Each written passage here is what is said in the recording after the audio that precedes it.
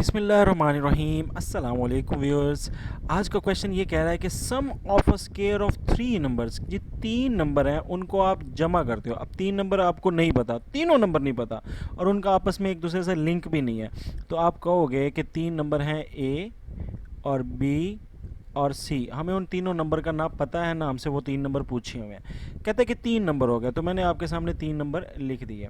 अच्छा, अब ये तीन नंबर जो हैं इनका जो सम है उनके स्क्वायर का, तो ए का स्क्वायर प्लस बी का स्क्वायर प्लस सी का स्क्वायर, यानी तीन चीज़ों के, तीनों नंबर्स के जो स्क्वायर हैं उनका जो सम है वो है 138। ठीक है, ये एक बात बता दी। कहते हैं वाइल द सम ऑफ, फिर मजमुआ किसका, ऑफ देयर प्रोडक्ट, इनके प्रोडक्ट का, taken at two at a time, अगर दो दो करके एक टाइम पे लो, यानी पहले ए और बी का प्रोडक्ट ले लो जमा, फिर बी और सी का प्रोडक्ट ले लो, यानी टेकन टू का मतलब यह है कि बारी बारी आपने इन तीन नंबरों को दो दो जोड़े में लेके उनका ज़रब करना है, प्रोडक्ट निकालना है और फिर उनका क्या लेना है, सम। तो ए बी जमा बी सी जमा सी ए या ए सी, तो ये जो चीज़ बनती है इसको क्या बोलोगे आप, सम। मजमुआ है किसका, प्रोडक्ट का, यानी ज़रब किया है, किसको किसको ज़रब किया है, दो दो करके इनको बारी बारी एक दूसरे के साथ ज़रब किया है। तो यहाँ पे आपके पास आ जाएगा A B plus B C plus C A, यानी ये आपको दिया हुआ है, ये कितना दिया हुआ है, 131 दिया हुआ है। ठीक है, अब आपने निकालना क्या है, देयर सम इज़, इनका सम कितना होगा, यानी इन तीन तीनों को अगर सिर्फ सादा जमा करें तो फिर क्या आंसर आएगा, ये आपने निकालना होगा।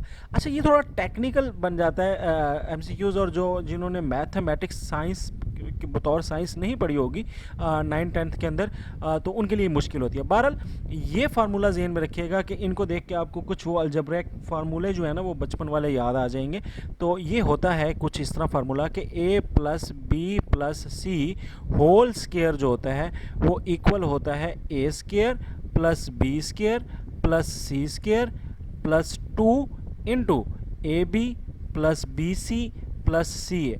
तो हमारे पास ये बन जाता है, यानी अगर सादा इनको जमा करके होल स्क्वायर लें, इकट्ठा स्क्वायर लें, तो वो इनका बारी बारी स्क्वायर जमा 2 और फिर इनटू दो ये आ जाता है, मतलब आपको उसको कह लेंगे दो बाहर होगा एज अ कांस्टेंट, और अंदर जो है वो उनके बारी बारी जो प्रोडक्ट थे उसका मजमुआ यानी कि सम।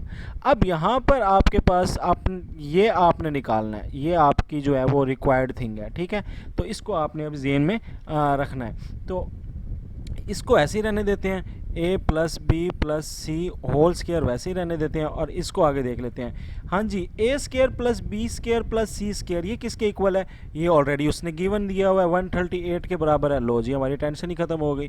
फिर 2 वैसे का वैसे आ जाएगा, ये वाला 2 वैसे का वैसे आ जाएगा, और ये वैल्यू किसके इक्वल है, A B plus B C plus C है, तो ये भी दिया हुआ है 131 के इक्वल है, तो इसकी जगह 131 लिख देंगे। तो आगे आपका ये वैसे का वैसा फ़िलहाल। ठीक है, हमने इसमें निकालना है ए प्लस बी प्लस सी निकालना, स्केयर नहीं निकालना, तो स्केयर को भी ख़त्म अभी करना है हमने। 138 प्लस 2 को जब 131 से डिवाइड करते हैं तो ये आ जाता है 2 1 ज़ा 2 2 3 ज़ा 6 और 2 262 आ जाएगा।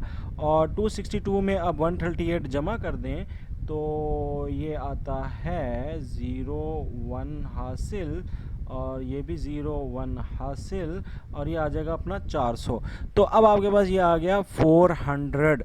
अब आपने निकालना क्या है, आपने निकालना है ए प्लस बी प्लस सी, मगर ये होल स्क्वायर आपको तंग कर रहा है। तो अब होल स्क्वायर जब तंग कर रहा हो तो आप क्या करते होते हो, अंडर रूट ले लेते हैं, स्क्वायर रूट ले लेते हैं दोनों साइडों पे। तो स्क्वायर रूट जब स्क्वायर रूट से कट जाएगा तो पीछे आ जाएगा सिर्फ ए प्लस बी प्लस सी जो आपने निकालना है। अब इधर आपको 400 का स्क्वायर रूट लेना है, तो 400 का स्क्वायर रूट क्या होता है, बहुत सिंपल सा है, नज़र भी आ रहा है कि 4 किसका स्क्वायर है, 2 का, और जो डबल स्क्वायर होता है उसका स्क्वायर रूट हमेशा क्या होता है, 10 होता है। तो 4 का स्क्वायर रूट हो गया 2 और 00 का स्क्वायर रूट हो गया 0। ये एक मतलब ट्रिक से करवा रहा हूँ क्योंकि ये बड़ा इजी सा है, अदरवाइज़ आपको स्क्वायर रूट वाले तरीके से यानी एलसीएम लेके या डिवीजन वाले तरीके से लेना पड़ता है। बहरहाल 20 आपका जो है वो आंसर आ गया है। तो A plus B plus C is equal to 20, तो 20 इज़ योर आंसर।